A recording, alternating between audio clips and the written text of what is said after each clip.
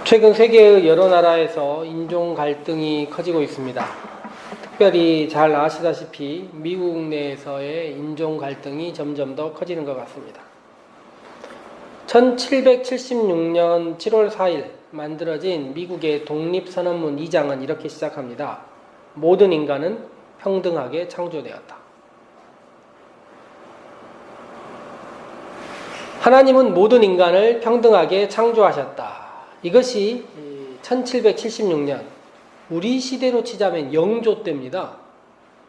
굉장히 오래된 250년 전에 그 시절에 모든 사람을 평등하다 이야기했던 것입니다. 그런데 이 독립선언문에 서명을 한 사람들은 모두 다 노예 소유주들이었습니다. 그들이 생각하기에 하나님에 의해서 평등하게 창조된 사람들은 세상의 모든 사람들이 아니라 노예를 소유했던 그 사람들만이 그런 사람들이었습니다.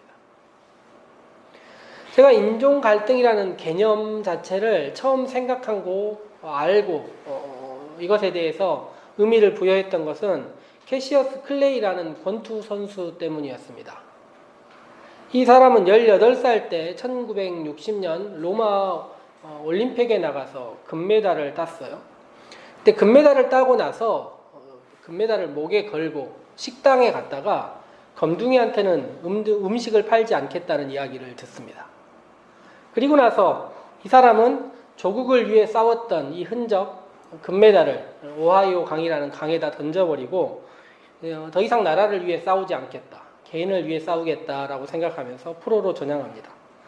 이 월남전이 그 다음에 벌어졌을 때 이 캐시어스 클레이는 징병 검사를 받았는데 지능이 미달됐어요. 그래서 현역 판정을 받지 않았습니다. 그런데 전쟁이 계속 진행되면서 반복되는 검사의 기준은 점점 낮아지고 현역 입영 판정은 점점 더 맞춰져 가면서 이 사람이 결국엔 입영 대상자가 됩니다. 근데 이 사람이 입영을 거부하면서 몇 마디를 해요. 나는 베트남이 어디 있는지도 모른다. 나는 베트공과 싸우지 않겠다. 그들은 나에게 니그로라고 검둥이라고 부르지 않았다.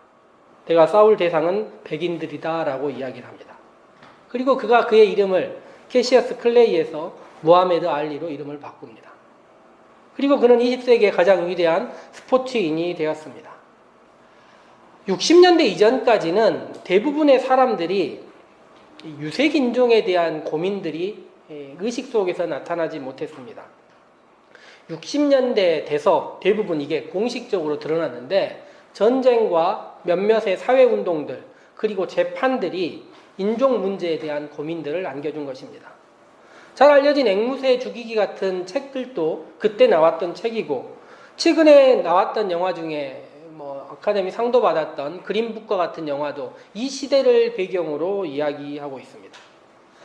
그 시대를 살면서 인종의 변화 무엇인가 사람들의 고민을 느꼈던 사람들은 인간이란 진보하니까 인류의 생각이란 점점 나아지니까 70년대가 되고 80년대가 되고 90년대가 되면 인종 문제가 해결될 것이라 생각했을 것입니다.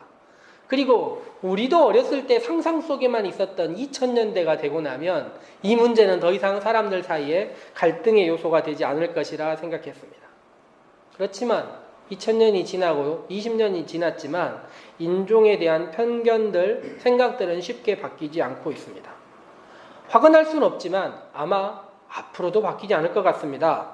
지난주에 이야기 드린 대로 위기의 상황들에는 사람들이 점점 더 폐쇄적으로 자기만을 바라보게 돼 있는데 지구라는 이 환경이 과거에 비해서 절대적으로 나빠질 가능성이 더 높기 때문입니다.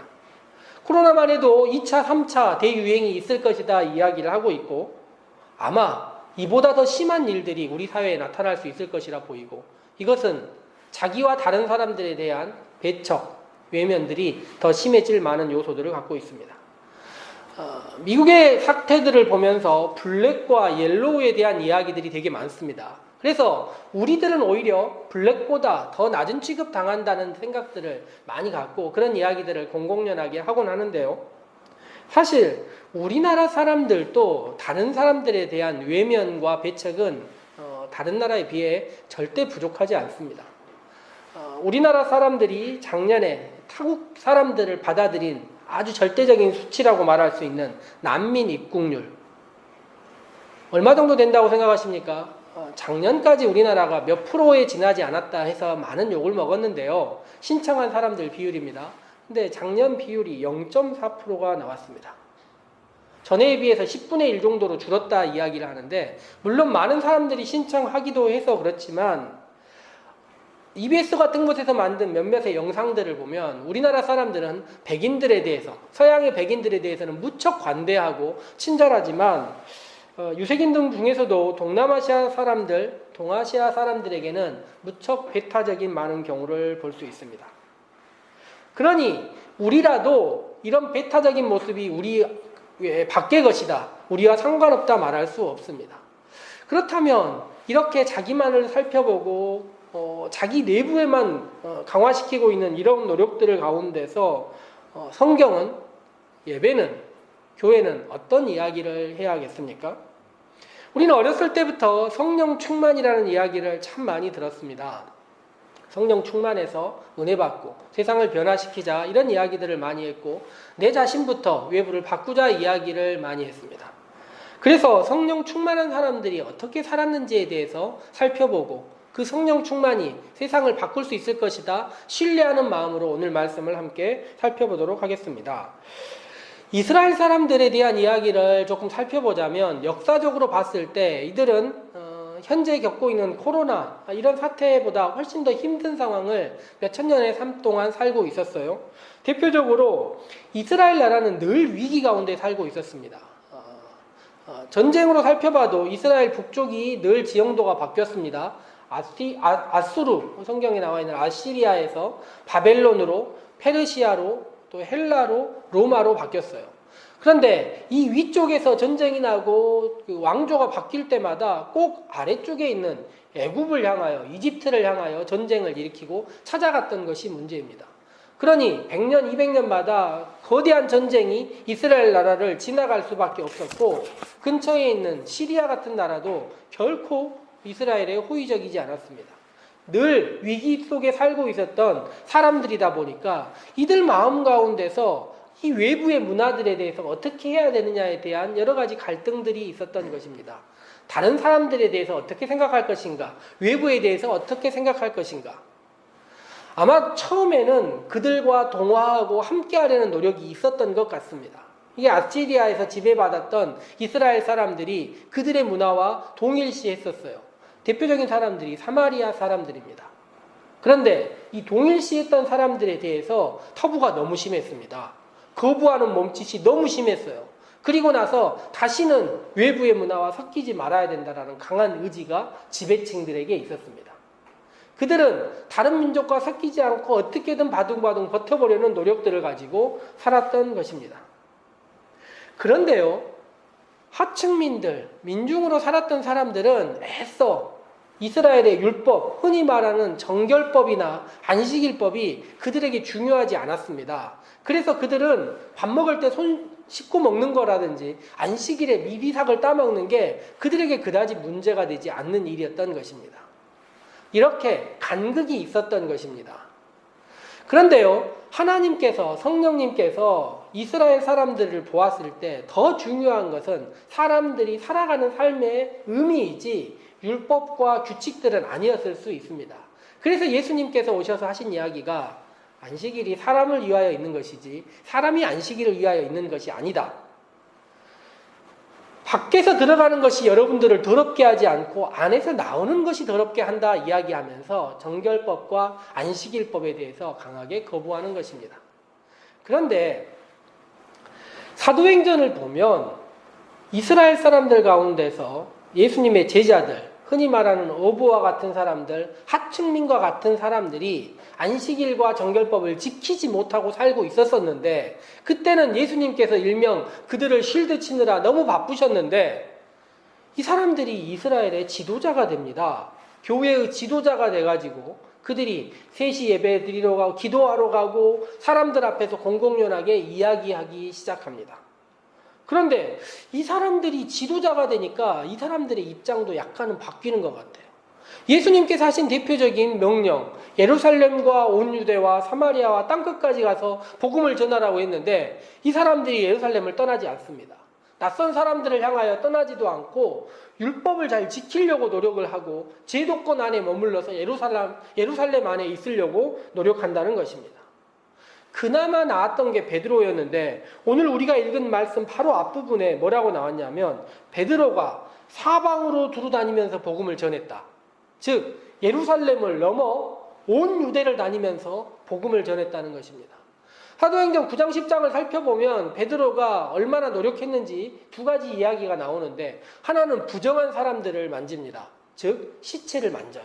시체를 만지고 시체를 만지는 것을 두려워하지 않습니다. 또 그 다음에 보면 무두장이 즉 동물의 사체로 만든 가죽을 만드는 사람과 함께 머무르며 거주합니다. 이것은 베드로가 성령 안에서 그래도 나름 최선의 노력을 다하려고 하는 것을 볼 수 있는 것입니다. 그런데 예루살렘과 온 유대, 사마리아 땅끝까지 아직 가야 할 길이 너무 많이 남아있는데 거기서 최선을 다했다 생각하는 것입니다. 나중에 보니 뭐라고 얘기를 하냐면 율법에 위법돼서 이방인들을 만날 수 없다 생각을 하고 있었던 것입니다. 그런데 오늘 우리가 읽은 성경 바로 앞부분에 베드로의 그 유명한 환상 이야기가 나옵니다. 베드로가 기도 시간에 기도하고 있는데 하늘에서 보자기가 내려오는 것입니다. 보자기 안에 뭐가 있습니까? 온갖 먹을 것이 들어있는데 부정한 것들이 들어있어요. 부정한 것이 들어있는데 베드로가 갑작스럽게 이야기를 합니다. 자기는 태어날 때부터 한 번도 이런 거 먹은 적이 없다. 어부였는데요. 맨날 그런 거 만지고 살았을 것인데 이제는 그렇게 살지 않겠다라는 다짐처럼 오히려 율법을 더 잘 지키겠다는 다짐처럼 베드로가 이야기를 합니다. 몇 번이나 이야기를 하냐면 3번이나 이야기를 해요. 안 된다, 안 된다, 안 된다를 3번이나 베드로가 반복하는 것입니다. 흡사 뭘 반복하듯이요? 예수님을 모른다고 부인하듯이 베드로는 3번이나 같은 이야기를 하고 있는 것입니다. 그런데 베드로 마음 가운데 이게 무슨 일인가 하는 생각이 들어요. 의심이 듭니다. 왜 이런 일이 발생했을까 하는 의심 속에 고넬료가 보낸 사람이 자기를 찾아옵니다. 베드로 마음 가운데서 이런 메시지들은 자기에게 충격적으로 다가온 것 같고 하루의 고민 끝에 베드로가 그들을 만나러 떠나는 것입니다. 그리고 나서 그들을 만난 다음에 오늘 성경에 있는 말씀을 하는 거예요. 말씀의 시작에 뭐라고 적혀 있습니까? 34절을 함께 읽어보겠습니다. 34절 35절입니다. 베드로가 입을 열어 말하되 내가 참으로 하나님은 사람의 외모를 보지 아니하시고 각 나라 중 하나님을 경외하며 의를 행하는 사람은 다 받으시는 줄 깨달았도다. 어디선가 읽어본 말씀 같지 않습니까? 구약성경 사무엘을 읽으면요. 사무엘이 이스라엘 2대 왕을 뽑으러 갔을 때 사람의 외모를 보았습니다. 누가 잘생겼나? 외모가 어떤가? 첫째인가? 여러 가지를 따졌어요. 그때 하나님께서 하시는 말씀이 무엇입니까? 사람은 외모를 보지만 나 여호와는 중심을 본다. 이게 이스라엘의 역사란 삶입니다. 율법이 아니라 삶에서 하나님께서 하셨던 이야기입니다. 사람들은 외모를 보지만 하나님은 중심을 보신다. 그리고 구약 성경을 말했던 예수님 시대에 살고 있었던 율법학자 바리새인들, 이 모든 사람들은 똑같이 어떻습니까? 모두 다 이 율법의 말씀을 외우고 있었던 사람들입니다. 이 사람들은 독립선언문을 작성한 사람들, 서명한 사람들처럼 모든 인간은 평등하게 창조되었다를 같이 반복할 수 있는 사람들입니다.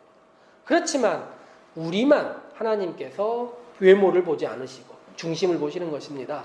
우리 바깥에 있는 사람들은 그렇게 하지 않는다 생각하는 것입니다. 그런데 어떻습니까? 성령이 그들에게 임했을 때 베드로가 전혀 다른 이야기를 하기 시작하는 것입니다. 우리 안에 있는 사람들, 이스라엘 내부에 있는 사람들이 아니라 밖에 있는 사람들을 바라보면서 성령이 임했으니 하나님은 외모로 보지 않는다 이야기를 합니다. 이후에 바울의 이야기는 어떻습니까? 바울은 남녀라도 노예라도 그 누구라도 사람을 구별하지 않고 함께 바라봐야 된다 생각합니다. 바울은 자신의 편지 마지막마다 수없이 많은 사람들, 노예에서 돌아온 사람들, 아닌 사람들, 남녀 모두 가리지 않고 그들에게 안부를 전하는 모습을 볼 수 있습니다. 그런데 어떻습니까? 우리에게 이 복음을 전해준 많은 이야기들은 우리 내부를 바라보고 외부를 바라보면서 하나님은 사람의 외모를 보지 않는다라는 메시지를 전하지는 않고 있는 것 같습니다. 좀 더 우리 안에 멈춰 있고 우리만을 바라보고 살고 있지 않나 생각해 보는 것입니다.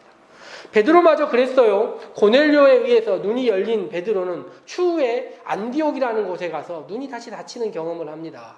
그리고 나서 베드로가 수모를 당하는 여러 가지 이야기들을 볼 수 있습니다. 왜일까요?